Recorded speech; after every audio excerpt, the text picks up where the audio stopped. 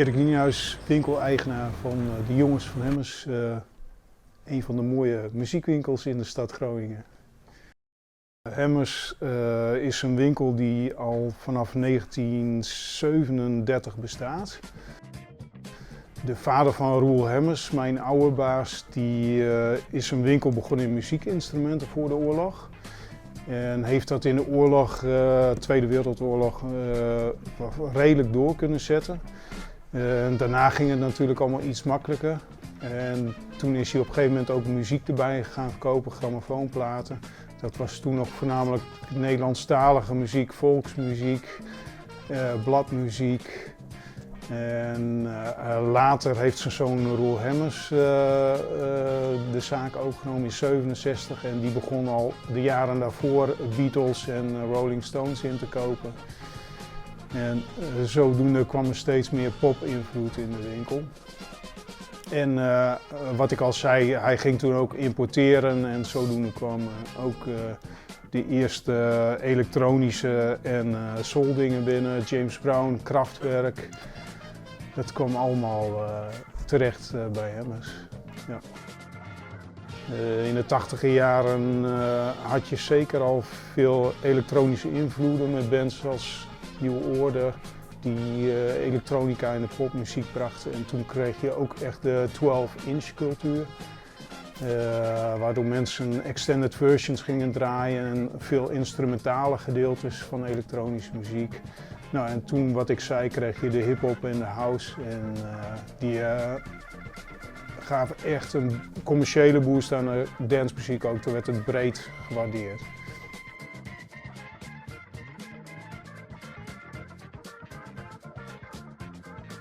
Ik ben Ferdinand, ik kom uit Groningen. Ik ben DJ, muzikant. Ik woon al 20 jaar in Amsterdam, maar mijn roots liggen hier. Nou, in die zin dat ik gewoon een house-liefhebber ben van het eerste uur. Dat ik ook mijn DJ-carrière in Groningen ben begonnen. Dat ik het begin van mijn platencollectie ben gestart in Groningen door alle platen die ik op de feesten hoorde te kopen bij Hemmers.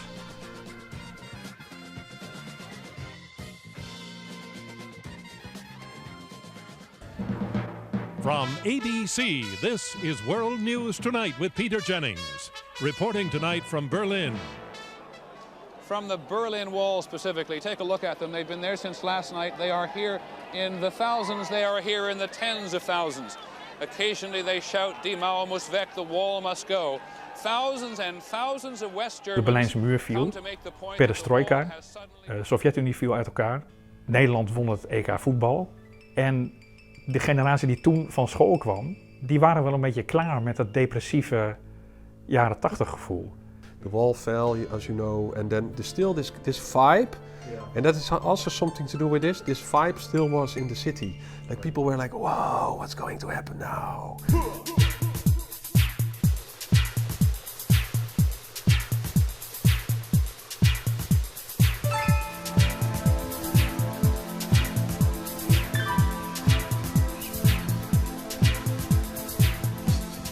It really took off massive here, and that had like consequences, like in outdoor parties being given later, and it was slowly developing in like a real scene. It was the first time when I came to a building where like the environment and the atmosphere was like really strange. There was no dress code, there was just people going crazy to the music, and everybody was just, it was about the music and of course about some mind exploration methods. Ja. Mijn eerste feest was in het RGZ. Ik denk dat het eind 1990 moet zijn geweest. En ik denk dat ik het eerste feest gewoon alleen maar tegen de muur heb gestaan. Echt aan de grond genageld. Totaal flabbergasted van what the hell is dit? The connection with everybody, and that's what I was looking for, and I found a lot of times in Groningen as well, partying, dancing, but also the connection with the free-minded people. like maybe the love. Maybe it's but yeah, this freedom, this connection, this happiness, that. So there was something really pure. That's what I really liked. To get really high out of the music, express yourself with dancing, and nobody did care about you because it was not important for everyone. Dit begreep niemand, niet alleen je ouders, maar ook gewoon de rest van de wereld niet. Dus ik denk dat dat ook een enorme saamhorigheid bracht. There was really here like more something alternative. So the alternative sound from our RKZ was really dominating, and we remembered it for a long time if you visited the party here. Ik denk dat er ongeveer 150 à 200 mensen in Groningen waren die naar die feesten gingen. En dat was het. En de meeste mensen kenden je. En de mensen die je dan niet per se persoonlijk kende, die herkende je soms wel op straat. Natuurlijk, we kennen elkaar allemaal. En we komen elkaar overal tegen, want wij komen ook graag in de club. En mensen komen ook graag hier, dus zodoende ken je elkaar goed. Ja. We had like Simplon, Vera, that were the most alternative places in town. After the 80s, when the 90s came, it transferred a bit, and Simplon became more like a youth center for the city, and you got these like a lot of dance events. I remember when I went to my first techno party in 2006 or something in Simplon. It was still really the techno people, and the normal audience would never go there for some reason. And now it's quite common to go to a techno party. Ik heb dat eigenlijk zien gebeuren. De shift van de creatieve, avontuurlijke mensen die dus op elektronische muziek afkomen, naar een soort van corporate club mentaliteit. Of een soort, soort hip iets waar mensen gaan de ene avond naar een bioscoop of gaan een keer een dagje naar een pretpark of je gaat naar een festival. Het is allemaal een beetje inwisselbaar en het is minder excentriek.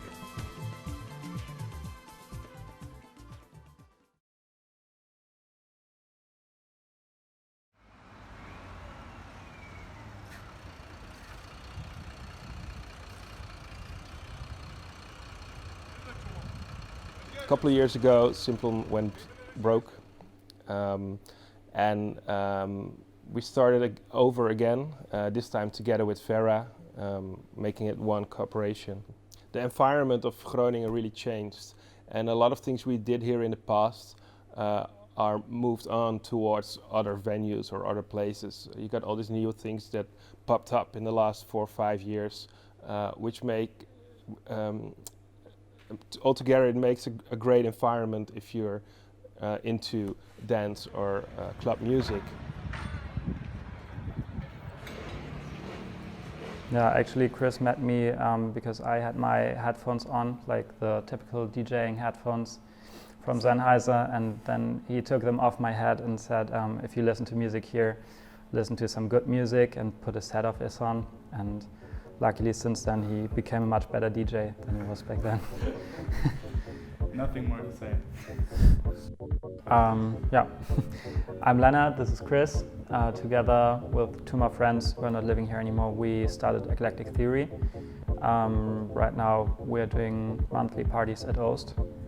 Before we rented off locations and did parties there.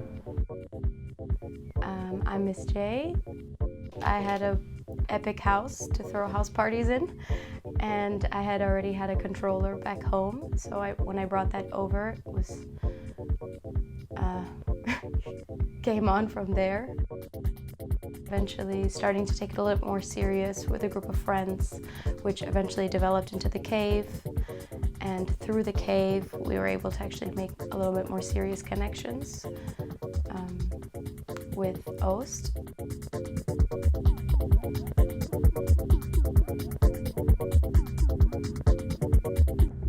Might be a problem with the hair. Why? Oh, I can put my hair up.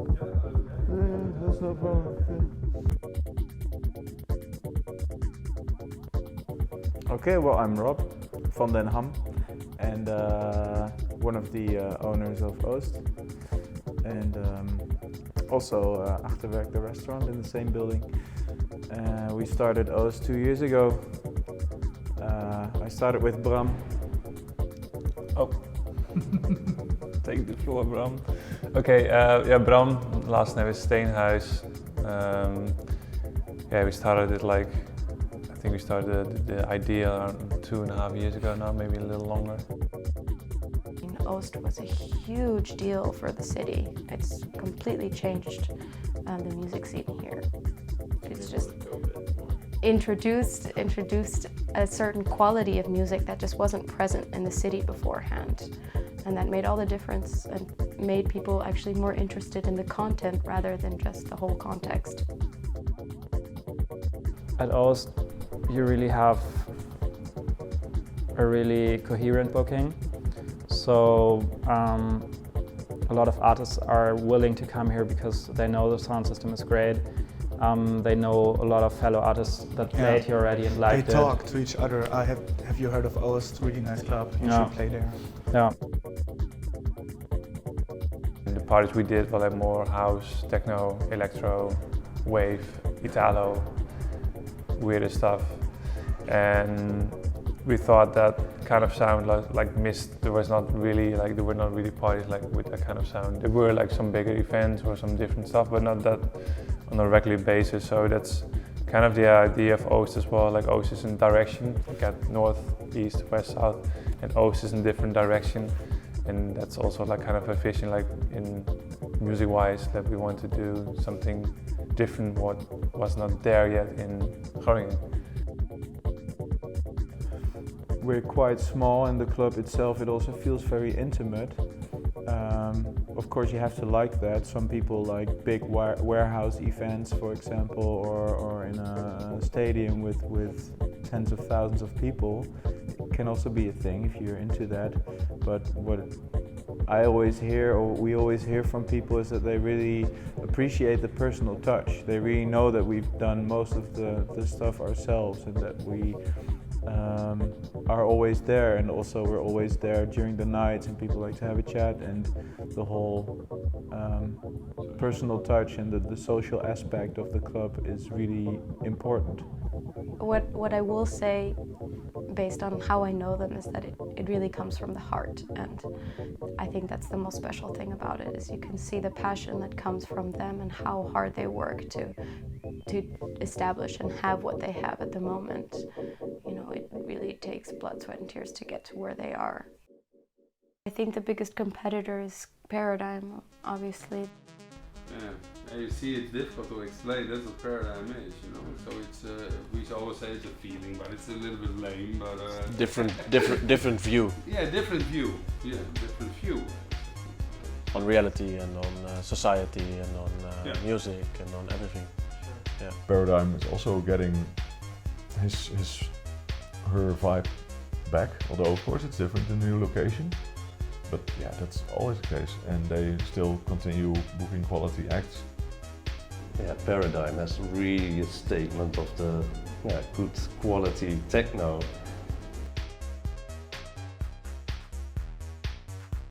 I'm Paul, I'm also the co-owner together with Peter.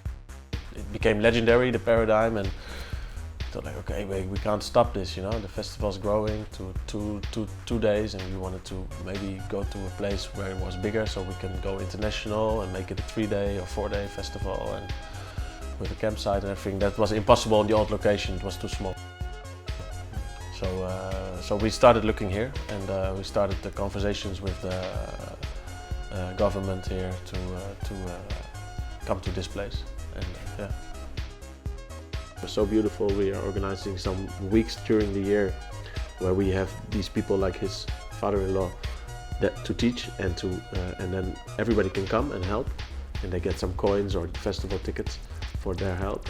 And it's starting to really becoming one big family. It already was a family in the beginning, but now we're opening the doors even more for everyone, and it's becoming really nice beautiful atmosphere here on the terrain, and yeah, this is perfect.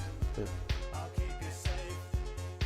We should stay pure, stay focusing on art and these really beautiful stages, and then booking music that people see as progressive or surprising. A really good crowd, so people always are dancing, going crazy, and yeah, that's also a good thing. Yeah.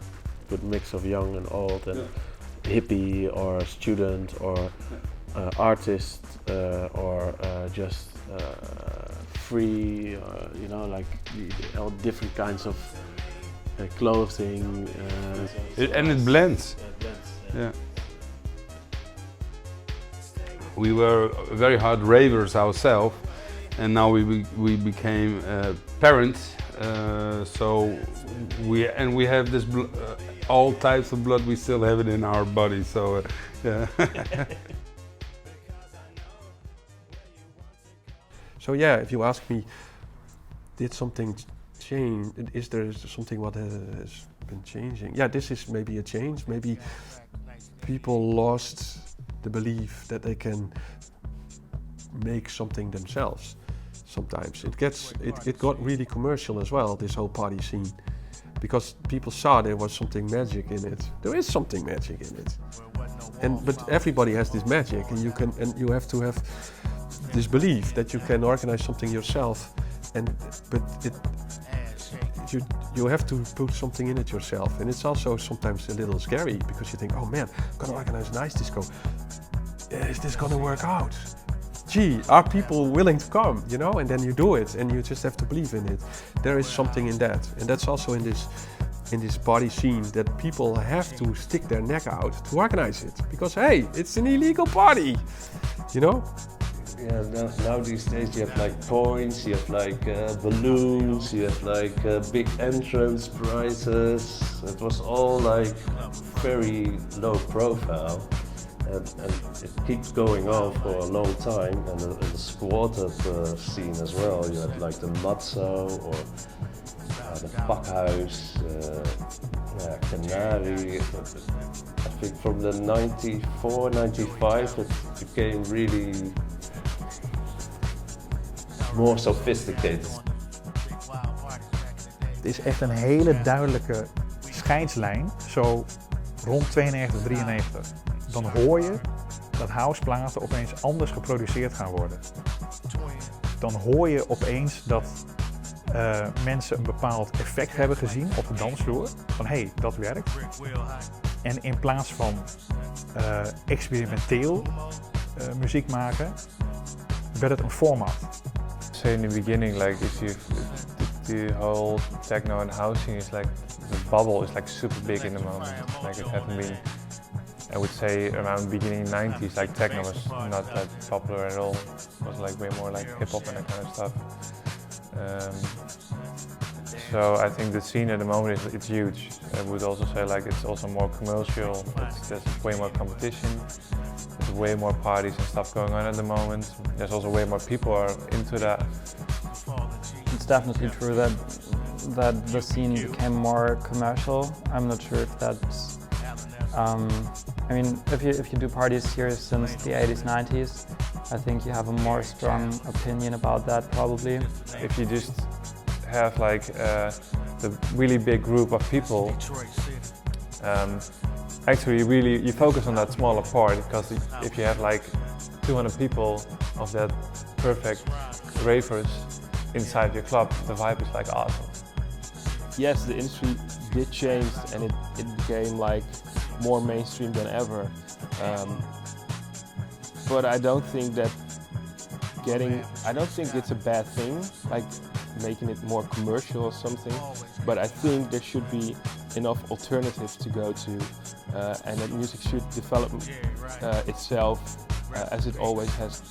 Ik kan me nog herinneren dat er op een gegeven moment ook mensen uit het westen naar Groningen kwamen om hier naar feesten te gaan.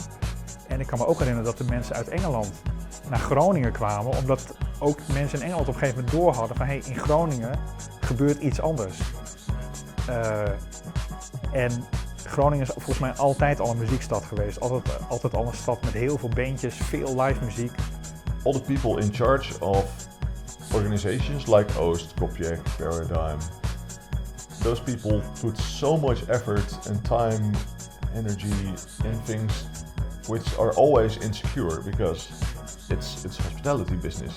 You need the people to actually show up, be there, buy the beers, and you never know if it will happen.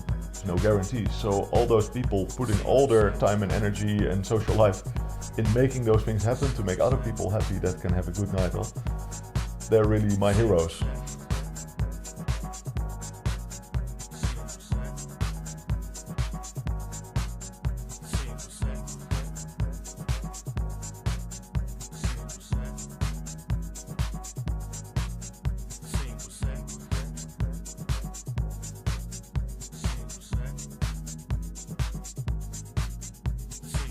Het loont om de historie te onderzoeken. Als je house leuk vindt, nu, onderzoek wat er 10 jaar geleden gedraaid werd. En ga dan terug en kijk wat er 20 jaar geleden gedraaid werd en kijk waar dat weer vandaan komt. En kijk waar elektronische muziek mee is begonnen en kijk naar disco en kijk wat daarvoor was. En alles heeft met elkaar te maken. Dat is wat ik iedere muziekliefhebber en houseliefhebber aanraad.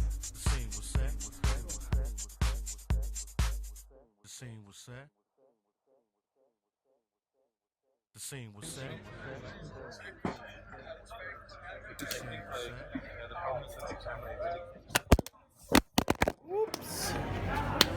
Man, these things are fucking rubbish. Something? We can check out mine. Yes. Hi. So clean, so strict in a way because it's so. Yeah. I mean, I feel like you get this feeling with like the older places as well, no? In a video. A video. Very good. Say we love Paradigm. We love Paradigm. Okay, we know. Let's take it. Let's take it. Let's just take pictures. Hey, picture with us? Come on, man. Sure. Come on. Nice picture. Thank you. 3, 2, 1. Boom. All right, thank you guys. Thank you. Okay, no, we're fine. We're not famous, you know? Just check to see if the audio is... Can you say something? Chuk. Oh, you didn't ask me like where I got my music tastes from, like my brother and my dad. I was kind of curious, yeah, because you're saying... Because it was on the list. Yeah. Sorry. Okay. Give me that setup time. Alright. This is so fucking dangerous. Ring the bell, ring the bell. Okay, ready? Steady. Go.